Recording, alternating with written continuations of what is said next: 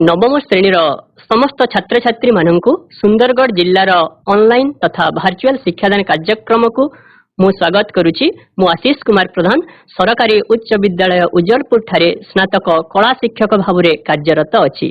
आज आम तुम मातृभाषा विषय वंदे उत्कल जननी कविता बा पद्यर द्वितीय भाग आलोचना करवा।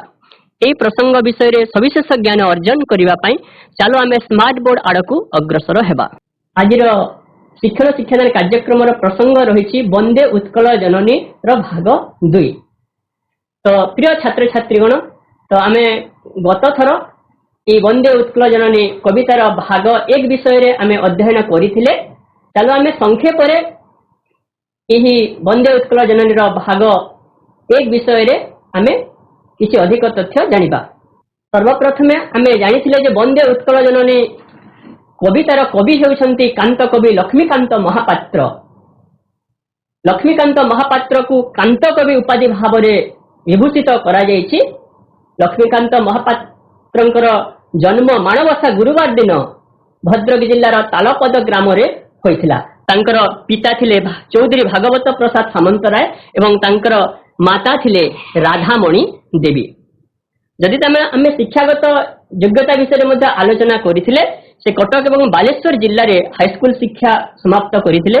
या सहित परे परे कलिकतार रिपन कॉलेज एवं कटकर रेभेन्सा कॉलेज रे से उच्च शिक्षा लाभ करथिले। तांकर कुलगुरुंकर नाम थिला रामदास एवं तांकरी प्रेरणा एवं उत्साह रे से संगीत साधना रे निजको नियोजित करथिले। या परे परे आमे कवितार पृष्ठभूमि विषय में आलोचना करथिला। लक्ष्मीकांत महापात्रंक द्वारा रचित वंदे उत्कल जननी कविताटी एक देशात्मक बोधक एवं एक जातीयता बोधक कविता अटे। एथिरे ओडिया अस्मिता कथा कुहा जायछि।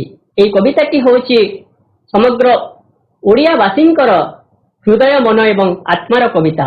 एई कवितारे कवि मातृभूमिर महत्व ऐतिह्य एवं आश्चर्य को सार्थक भाव में प्रतिपादित करिसन्ते। या सहित सुप्त भाव में पड़ी रही ओडिया जाति को कर्ममुखर एवं जाग्रत कराइबा उद्देश्य रे एई कविताटी से सृष्टि करथिले।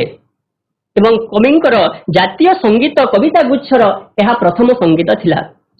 एठारे तुम मानक पई गोटे मुख्य विषय रही जे वंदे उत्कल जननी कवितारे ओडिया अस्मिता कथा प्रकाश पाउथिबारु ओडिशा सरकार जून 7 तारिख 2020 मसीह राज्य संगीतर मान्यता प्रदान करिसंती। वंदे उत्कल जननी हेउची हमर राज्य संगीत, हम राज्यर जातीय संगीत अटे। ए सब विषय रे आमे गत थर भाग 1 रे आलोचना करिथिले।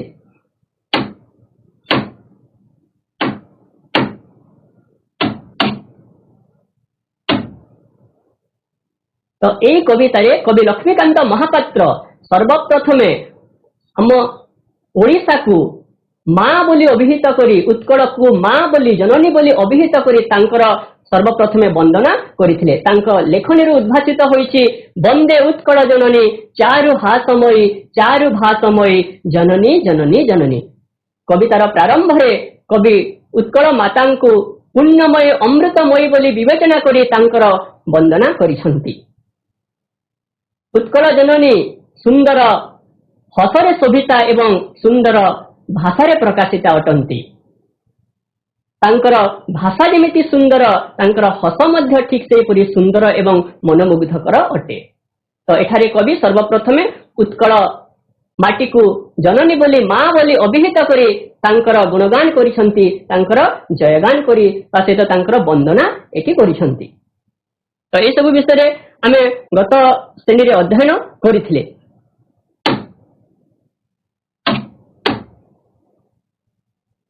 द्वितीय पदरे कवि लक्ष्मीकांत महापात्र आम उत्कल रे समुद्र तटर शोभा को अति सुंदर भाव में वर्णना करिसंती। या सहित नद नदी रे प्रवाहित शीतल एवं शांत जलधारा किपरि ओडिया माटी को शांत एवं निर्मल करिछि से विषय में कवि वर्णना करिसंती। पूत पयोदी विधोता शरीरा ताल तंबाळ सुशोभित तीरा। उत्कल जननींकर शरीर पवित्र समुद्रर जलराशि धौत करुअछि। पुणी एठारे थिबा ताल तमाळर सुंदर शोभा समुद्र तीर समुद्र कूलर सौंदर्य को आहुरी द्विगुणित करिछि। शुभ्र ततिनी कूल शिखर समीरा स्वच्छ नदी जलर शीतल एवं निर्मल जलधारा उत्कल जननी माटी को शांत एवं निर्मल करिछि।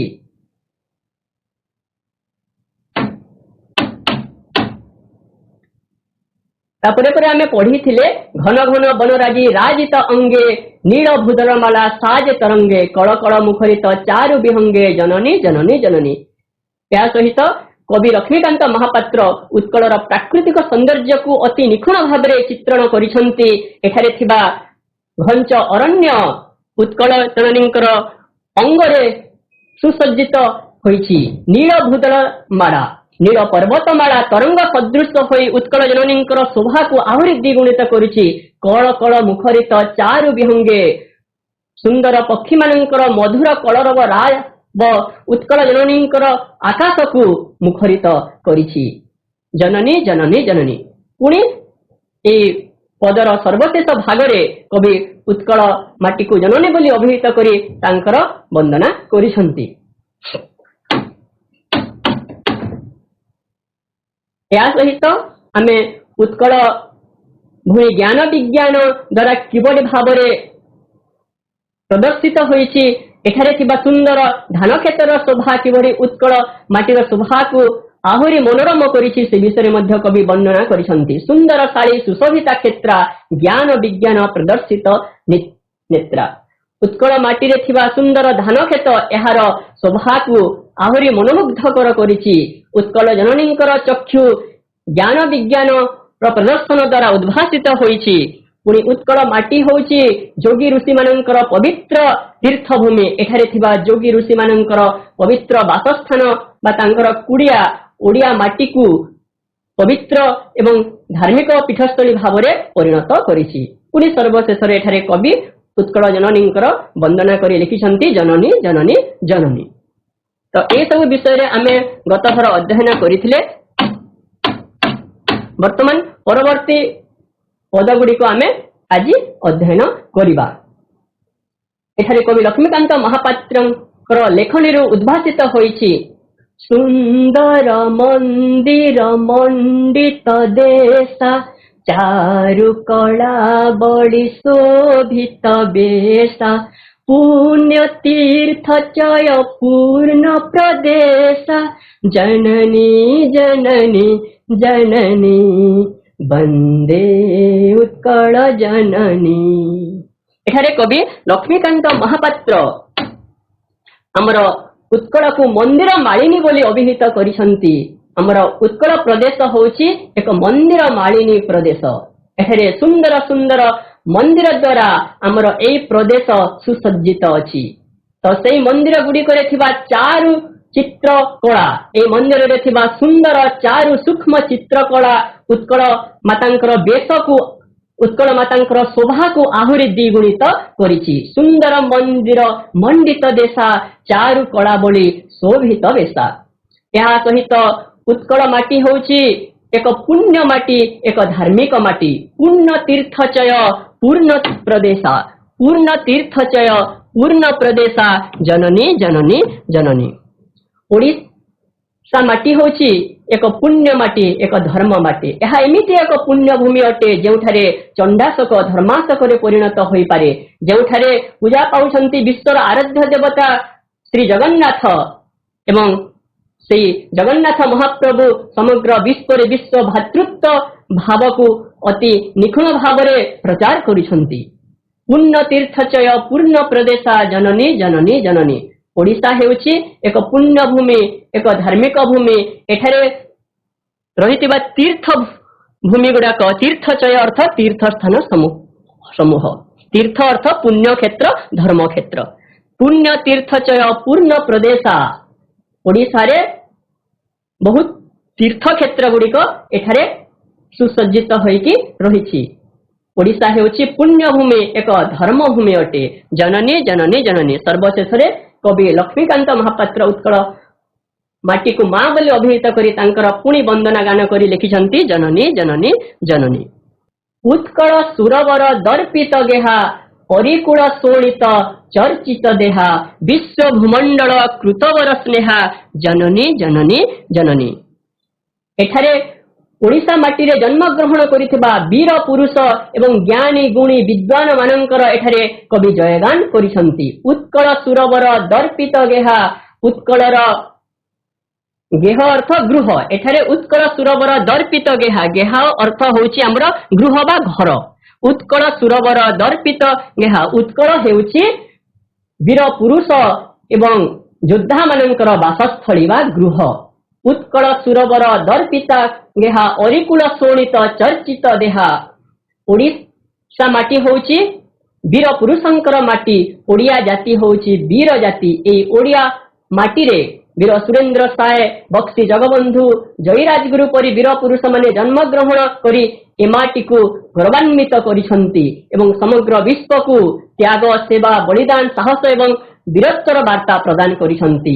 ଉତ୍କଳ ମାଟି ହେଉଛି ବୀର ମାଟି, ଏଠାରେ ବୀର ପୁରୁଷ ମାନେ ଜନ୍ମଗ୍ରହଣ କରି ଉତ୍କଳ ମାଟିକୁ ଗୌରବାନ୍ୱିତ କରିଛନ୍ତି। ଉତ୍କଳ ସୁରବର ଦର୍ପିତ ଗେହା, ସୁରବର ଅର୍ଥାତ୍ ଶ୍ରେଷ୍ଠ ବୀର, ଓଡ଼ିଶାରେ ବହୁ ଶ୍ରେଷ୍ଠ ବୀର ପୁରୁଷ ମାନେ ଜନ୍ମଗ୍ରହଣ କରି ଏ ମାଟିକୁ ଗୌରବାନ୍ୱିତ କରିଛନ୍ତି। ସୁରବର ଅର୍ଥାତ୍ ଶ୍ରେଷ୍ଠ ବୀର, ଗେହ ଅର୍ଥ ଗୃହ ବା ଘର।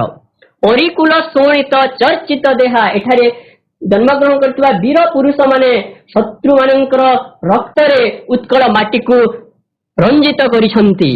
ଅରିକୁଳ ଶୋଣିତ ଚର୍ଚ୍ଚିତ ଦେହା, ଅରିକୁଳ ଅର୍ଥ ହେଉଛି ଶତ୍ରୁ ବଂଶ, ଅରି ଅର୍ଥ ଶତ୍ରୁ ବା ବୈରୀ ଆମେ ଯାହାକୁ କହୁଛୁ, ଅରି ଅର୍ଥ ବୈରୀ ବା ଶତ୍ରୁ, କୁଳ ଅର୍ଥ ବଂଶ, ଅରିକୁଳର ଅର୍ଥ ହେଉଛି ଶତ୍ରୁ ବଂଶ। ଅରିକୁଳ ଶୋଣିତ ଚର୍ଚ୍ଚିତ ଦେହା, ଚର୍ଚ୍ଚିତ ଦେହ ଅର୍ଥାତ୍ ଦେହରେ ବୋଳି ହୋଇଥିବା, ଚର୍ଚ୍ଚିତ ଅର୍ଥ ହେଉଛି ବୋଳି ହୋଇଥିବା। ତ ବୀର ପୁରୁଷ ମାନଙ୍କୁ ଶତ୍ରୁ ମାନଙ୍କର ପରାଜିତ କରି ତାଙ୍କର ରକ୍ତରେ ଉତ୍କଳ ମାଟିକୁ ରଞ୍ଜିତ କରିଛନ୍ତି। ବିଶ୍ୱ ଭୂମଣ୍ଡଳ କୃତବର ସ୍ନେହା, ପୁଣି ଓଡ଼ିଶା ମାଟି ହେଉଛି ଜ୍ଞାନୀ ଗୁଣୀ ବିଦ୍ୱାନୀ ମାନଙ୍କର ବାସସ୍ଥଳୀ। ଏଠାରେ କୃତବର ଅର୍ଥାତ୍ ହେଉଛି ବିଦ୍ୱାନ, ବିଦ୍ୱାନ ମାନଙ୍କୁ କୃତବର ବୋଲି କୁହାଯାଏ। ବିଶ୍ୱ ଭୂମଣ୍ଡଳ କୃତବର ସ୍ନେହା, ଓଡ଼ିଆ ମାଟିରେ ଜନ୍ମଗ୍ରହଣ କରିଥିବା ଜ୍ଞାନୀ ଗୁଣୀ ବିଦ୍ୱାନୀ ମାନେ ସମଗ୍ର ବିଶ୍ୱରେ ସ୍ନେହ ଭାଜନ ହୋଇପାରିଛନ୍ତି। ବିଶ୍ୱ ଭୂମଣ୍ଡଳ କୃତବର ସ୍ନେହା ଜନନୀ ଜନନୀ ଜନନୀ। ସର୍ବଶେଷରେ କବି ଲକ୍ଷ୍ମୀକାନ୍ତ ମହାପାତ୍ର ଉତ୍କଳ ଜନନୀଙ୍କର ବନ୍ଦନା ଗାନ କରି ପୁଣି ଲେଖିଛନ୍ତି ଜନନୀ ଜନନୀ ଜନନୀ। ଏଠାରେ କବିଙ୍କ ଲେଖନୀରୁ ଉଦ୍ଭାସିତ ହୋଇଛି କବି କୁଳ ମୌଳି ସୁନନ୍ଦନ ବନ୍ଦ୍ୟା, ଭୁବନ ବିଘୋଷିତ କୀର୍ତ୍ତି ଅନିନ୍ଦ୍ୟା, ଧନ୍ୟ ପୁଣ୍ୟ ଚିର ଶରଣ୍ୟ ଜନନୀ ଜନନୀ ଜନନୀ, ବନ୍ଦେ ଉତ୍କଳ ଜନନୀ। ଏଠାରେ ଆମ ଓଡ଼ିଆ ମାଟିରେ ଜନ୍ମଗ୍ରହଣ କରିଥିବା କବି ଏବଂ ସୁପୁତ୍ର ମାନଙ୍କର ଏଠାରେ ଜୟଗାନ କରାଯାଇଛି। କବି କୁଳ ମୌଳି ସୁନନ୍ଦନ ବନ୍ଦ୍ୟା, ଆମର ଓଡ଼ିଆ ମାଟିରେ ଜନ୍ମଗ୍ରହଣ କରିଥିବା କବି ଏବଂ ସୁନନ୍ଦନ, ସୁନନ୍ଦନ ଅର୍ଥାତ୍ ଯୋଗ୍ୟ ସନ୍ତାନ, ମୌଳି ଅର୍ଥାତ୍ ମୁକୁଟ, ଓଡ଼ିଆ ମାଟିରେ ଜନ୍ମଗ୍ରହଣ କରିଥିବା କାଳଜୟୀ ସାରସ୍ୱତ କବି ଏବଂ ଯୋଗ୍ୟ ସନ୍ତାନ ମାନଙ୍କର ବନ୍ଦନୀୟ ହୋଇପାରିଛନ୍ତି ଆମର ଉତ୍କଳ ଜନନୀ। ଭୁବନ ବିଘୋଷିତ କୀର୍ତ୍ତି ଅନିନ୍ଦ୍ୟା, ସେହି କବି ଏବଂ ଯୋଗ୍ୟ ସନ୍ତାନ ମାନଙ୍କର ଅମୂଲ୍ୟ କୀର୍ତ୍ତି ଯୋଗୁଁ ସମଗ୍ର ବିଶ୍ୱରେ ସେମାନେ ପ୍ରଶଂସନୀୟ ହୋଇପାରିଛନ୍ତି। ଧନ୍ୟ ପୁଣ୍ୟ ଚିର ଶରଣ୍ୟ, ଯାହା ଫଳରେ ଉତ୍କଳ ମାଟି ଆଜି ଧନ୍ୟା ପୁଣ୍ୟବତୀ ଏବଂ ଚିର ଶରଣ୍ୟ ଦାତ୍ରୀ ଭାବରେ ଆମ ସମସ୍ତଙ୍କର ଚିର ନମସ୍ୟ ଅଟନ୍ତି।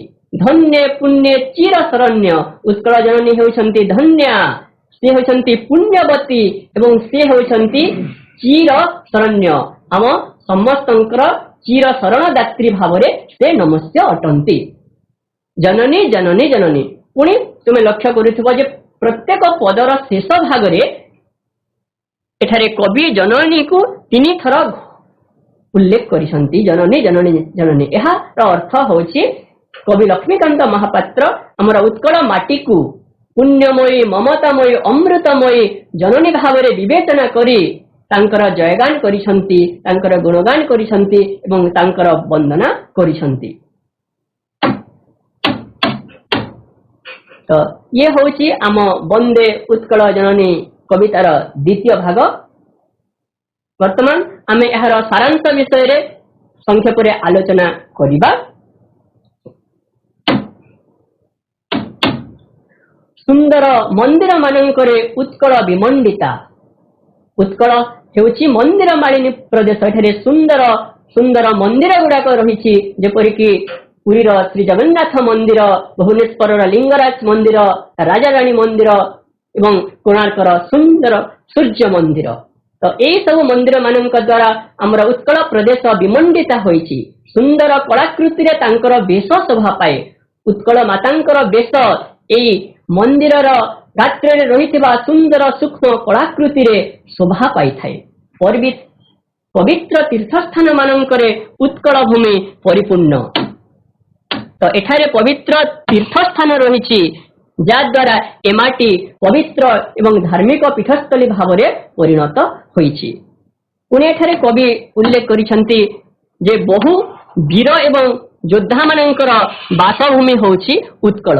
ओडिया जाति होउछि वीर जाति, ओडिया माटी होउछि वीर पुरुषंकर माटी। एठारे बहु वीर एवं योद्धा माने जन्म ग्रहण करी हमर ओडिया माटी को गर्व एवं गौरव रे विभूषित करिसंती। शत्रु मानकर रक्त रे उत्कल जननींकर देह अनुरंजित। सेई वीर पुरुष माने शत्रु मानकर रक्त रे ए माटी को तांकर रक्त रे अनुरंजित करिसंती। समग्र विश्व रे ओडिसार गुणी ज्ञानी एवं विद्वान माने स्नेहभाजन होई पारिसंती। तो ओडिसा माटी रे जन्म ग्रहण करिथिबा ज्ञानी विद्वान एवं गुणी लोक माने समग्र विश्व रे ओडिसार स्नेहभाजन होई पारिसंती। महान कवि एवं सुपुत्र मानक द्वारा पुणी उत्कल जननी वंदनीय। ओडिया माटी रे कालजयी कवि माने जन्म ग्रहण करिसंती। एठारे जन्म ग्रहण करिथिबा सुपुत्र मानक द्वारा उत्कल माटी वंदनीय।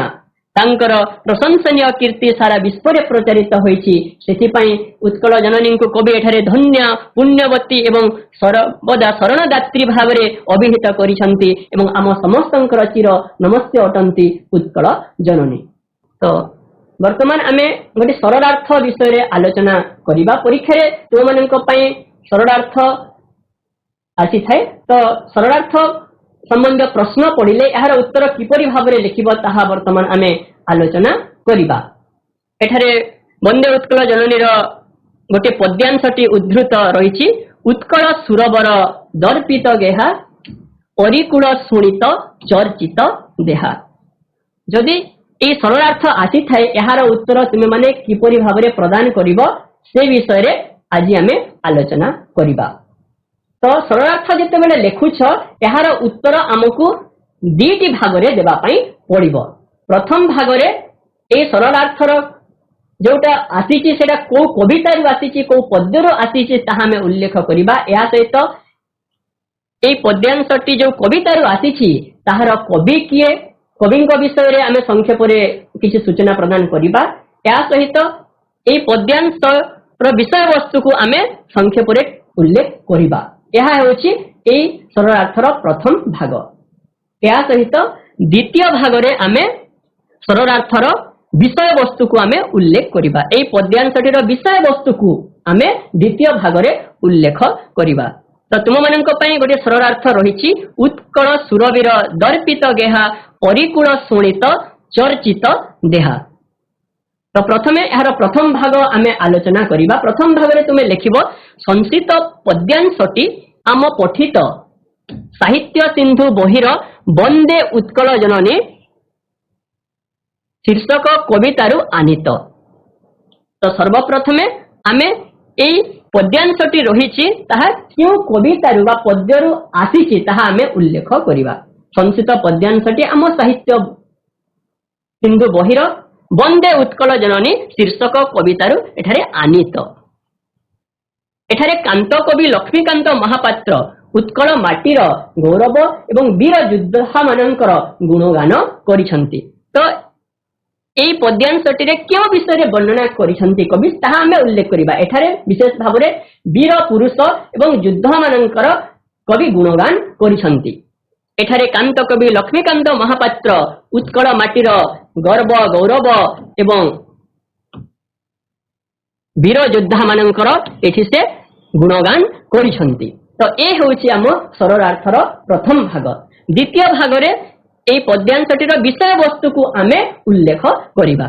तो एहार विषय वस्तु को आमे वर्णना करि परिबा जे उत्कल माटी हेउची वीर भूमि, ओडिया जाति होउची वीर जाति, ओडिया माटी होउची वीर पुरुषंकर माटी। उत्कल माटी हेउची वीर भूमि। एठारे अनेक वीर पुरुष ज्ञानी गुणी जन्मग्रहण करी ए माटी को गौरवान्वित करिसंती। एठारे अनेक वीर पुरुष ज्ञानी गुणी जन्म लाभ करिसंती। प्राचीन उत्कलर अनेक वीरपुत्र माने निजर बलिदान द्वारा उत्कल मातांक शरीर को शत्रुर रक्त रे अनुरंजित करिसंती। तो उत्कल माटी रे जन्मग्रहण करिथिबा वीर पुरुष माने वीर पुत्र माने निजर बलिदान द्वारा निजर त्याग बलिदान द्वारा उत्कल मातांकर शरीर को शत्रुर रक्त रे रंजित करिसंती। तो ये होची हमर सरलार्थर द्वितीय भाग। एवं सर्वशेष रे आमे उल्लेख करि परिबा जे यथार्थ रे कविंक प्रसंगटी जातीयता बोधर सूचना देइथाय। एठारे कविंकर प्रसंगटी जातीयता बोधर सूचना देउछि। आमे या सहित लिखि परिबा यथार्थ रे कविंक प्रसंगटी हृदय स्पर्शी एवं भावग्राही या मध्ये आमे लिखि परिबा। तो ये होछि हमर परीक्षा रे आसुथिबा गुटे सरलार्थ। तो सरलार्थ यदि पड़े ताहले आमे याको एही परि भावरे लिखिबा जा द्वारा आमे संपूर्ण मार्क पाई परिबा। तो प्रिय छात्र छात्रीगण आमे हमर उत्कल जननी को विषय रे ज्ञान अर्जन कले। हमर पठित कविताटी रहितला वंदे उत्कल जननी। यह एक देशात्मक बोधक एवं जातीयता बोधक कविता थिला जेथिरे ओडिया अस्मिता कथा कुहा जाउची। एही कविताटी समग्र ओडियावासींकर मन हृदय एवं आत्मार कविता अटे। एठारे कवि लक्ष्मीकांत महापात्र उत्कल माटी को जननी बोली अभिहित करी तांकर जयगान करी संते तांकर गुणगान करिसंती एवं तांकर वंदना मध्य करिसंती। तो वर्तमान एई वंदे उत्कल जननी कविता प्रसंग उपरे आधारित केते गुडे प्रश्न मु तुम मानकु स्मार्ट बोर्ड रे प्रदान करूची। यार उत्तर तुमे माने कहिबो। तो केते गुडे क्षुद्र उत्तरमूलक प्रश्न उत्तर रहिची। यार उत्तर तुमे माने प्रदान करिवो। तुम मानक पई रहिची प्रथम उत्कल माता केउथिरे मंडित होईची? सुंदर मंदिर। सुंदर मंदिर। सुंदर सुंदर मंदिर। वेरी गुड मंदिर। Very good. तुम्हारा उत्तर ठीक अटे। सुंदर सुंदर मंदिर द्वारा उत्कल माता मंडित होईची। एठारे अनेक गुडे सुंदर सुंदर मंदिर रहिची। अब ओडिशा होची मंदिर मालिनी प्रदेश। तो यार उत्तर सुंदर सुंदर मंदिर द्वारा उत्कल माता मंडित होईची। Very good. परवर्ती प्रश्न उत्कल जननींकर बेश केउथिरे शोभा पाउची? तांकर बेश केउथिरे शोभा पाउची? कोड़ाबड़ी। चारु कोड़ाबड़ी। Very good. चारु कोड़ाबड़ी। मंदिर रे रहिथिबा चारु सूक्ष्म कलाकृति द्वारा उत्कल जननींकर बेश शोभा पाउची। उत्कल जननींकर बेश चारु सूक्ष्म कलाकृति द्वारा शोभा पाउची। Very good. सुंदर कलाकृति रे उत्कल जननींकर बेश शोभा पाउची। उत्कल प्रदेश केउथिरे पूर्ण होईची? केउथिरे पूर्ण होईची? केउथिरे पूर्ण होईची? पुण्य तीर्थचय। पुण्य तीर्थचय। Very good. पुण्य तीर्थचय। Very good. यार उत्तर तुम्हारा उत्तर संपूर्ण भाव ठीक अटे। पवित्र तीर्थभूमि द्वारा उत्कल प्रदेश पूर्ण होईची। एठारे अनेक गुडे पवित्र तीर्थभूमि रहिची। ए पवित्र तीर्थभूमि द्वारा उत्कल प्रदेश पूर्ण होईची। परवर्ती प्रश्न उत्कल भूमि रे केउ मानकर गृह शोभा पाउची? उत्कल भूमि रे केउ मानकर गृह शोभा पाउची? बहुवीर ओ योद्धांको गृह शोभा पाउची। Very good. वीर मानको ओ योद्धा मानकर नहीं? Very good. आज्ञा हां। वीर उत्कल भूमि रे बहु वीर योद्धा एवं वीर पुरुष मानकर गृह शोभा पाउची। Very good. काहार रक्त रे उत्कल जननींक शरीर अनुरंजित होईची? काहार रक्त रे शत्रु मानकर हाँ शत्रु मानकर वेरी गुड तमर उत्तर संपूर्ण भाव में ठीक अटे शत्रु मानकर रक्त रे हमर परिकूल शत्रु वंश मानकर रक्त रे शत्रु मानकर रक्त रे उत्कल जननी शरीर अनुरंजित होइछि वेरी गुड परवर्ती प्रश्न समग्र विश्व रे केउ माने स्नेह भाजन होइछंती केउ माने स्नेह भाजन होइछंती समग्र विश्व रे केउ माने स्नेह भाजन गुणी ज्ञानी और विद्वान माने वेरी गुड समग्र विश्व रे ज्ञानी गुणी विद्वान माने स्नेह भाजन होइछंती वेरी गुड ओडिसार गुणी ज्ञानी विद्वान माने समग्र विश्व रे स्नेह भाजन होइछंती केउ मानक द्वारा उत्कल जननी वंदनीय केउ मानक द्वारा उत्कल जननी वंदनीय केउ मानक द्वारा महान कवि हाँ ओडिशा माटी रे जन्म ग्रहण करितबा महान कवि एवं सुपुत्र मानक द्वारा ओडिशार माटी रे जन्म ग्रहण करितबा महान कवि एवं सुयोग्य संतान मानक द्वारा हमर उत्कल जननी वंदनीय अटंती तो परवर्ती प्रश्न किए सर्वदा शरण दात्री भावे चिर नमस्या किए सर्वदा धन्य पुण्यवती किए सर्वदा हमर उत्कल माता हमर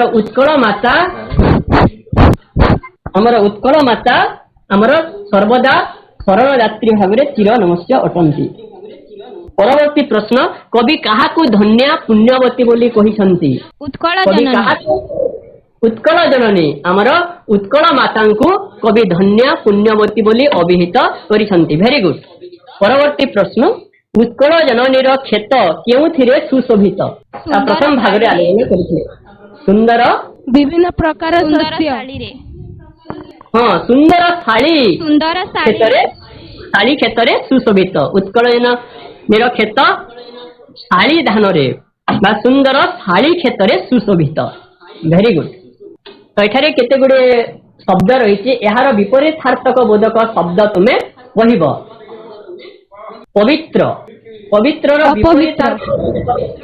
पवित्र अपवित्र नहीं पवित्र जदि गोटे जोग करदेबा ताहले यार विपरीतार्थक बोधक शब्द हो वेरी गुड पवित्र विपरीतार्थक शब्द होछि हमर अपवित्र ठीक सही परे सुंदर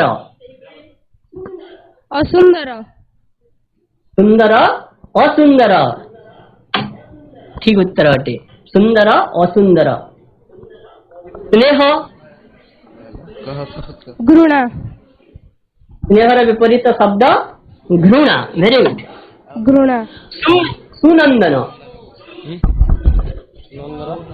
कुनंदन सुनंदन कुनंदन तो प्रथमे देखिले आमे जोग करूथिले उपसर्ग जोग करथिले एठारे सु जेहेतु अछि हम एठारे कु जोग करिदेले एहार विपरीतार्थक बोधक शब्द हे जिवो सुनंदन कुनंदन सुकर्म कुकर्म एपरि सुनंदन र विपरीत होछि कुनंदन पुण्य पुण्यर विपरीत कोन पाप पाप वेरी गुड पाप नहीं पुण्यर विपरीत होछि पाप वेरी गुड